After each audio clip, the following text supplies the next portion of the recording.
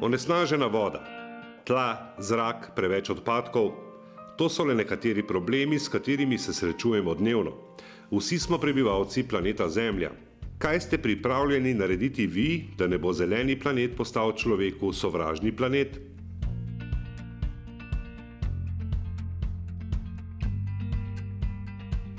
Ali veste, da kar tretjina vse na svetu pridelane hrane konča v smeteh, hkrati pa na svetu vsako sekundo zaradi lakote umre en človek?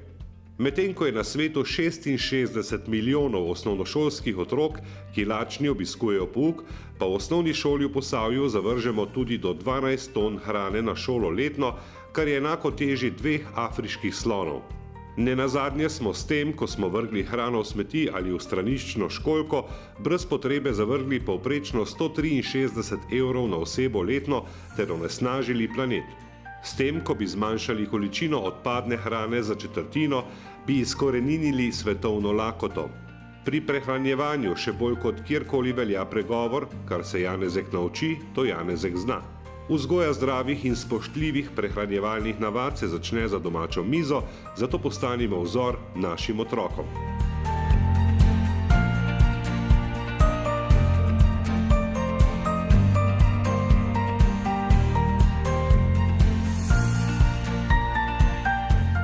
Med zavrženimi organskimi odpadki sta tudi odpadno jedilno olje in kavna usedlina.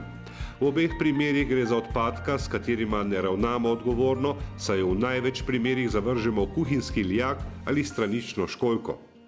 S tem v kanalizacijski sistem privabimo različne škodljivce in povečamo verjetnost zamašitve cevi.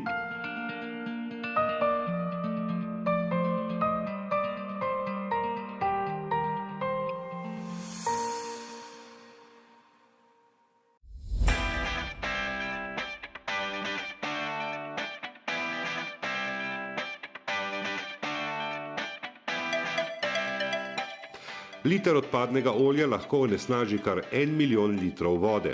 Glede na to, da prebivalec Slovenije povprečno odvrže 10 litrov olja letno, tvegamo onesnaženje 10 milijonov litrov vode. Odpadno jedilno olje naj torej konča v uličnih zbiralnikih za odpadno jedilno olje, kavna usedlina pa na primer na vašem vrtu ali kot osnova za gojenje gob.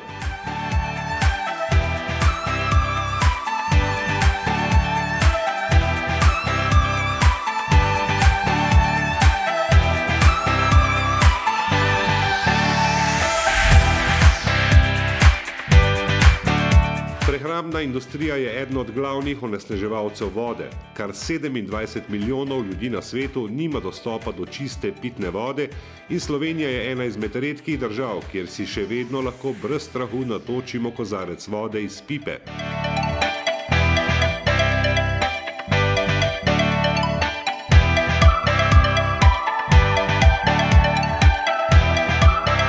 Naša voda je dobre kakovosti in bolj zdrava kot voda iz plastenk, saj slednja zaradi dolge poti in skladiščenja do uporabnika pogosto vsebuje več bakterij in nečistoč kot voda iz pipe.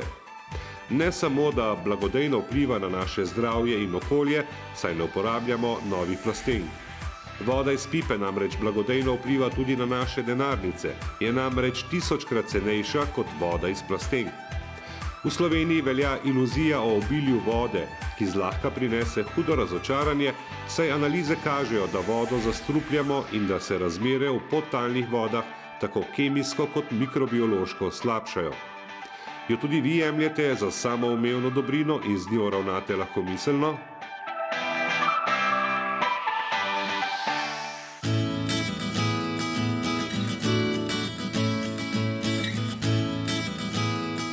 Ali veste, da je kar 75% stvari, ki jih odvržemo, možno reciklirati?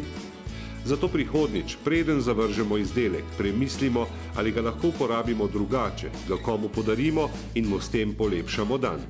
Ali še bolje, preden se odločimo za nov nakup, se vprašajmo, ali izdelek res potrebujemo.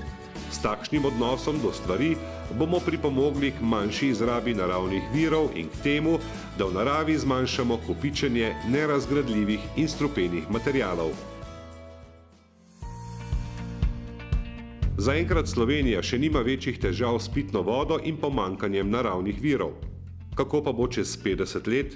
S svojim ravnanjem puščamo trajno sled. Kakšen odtis boste zapustili svojim otrokom in vnukom?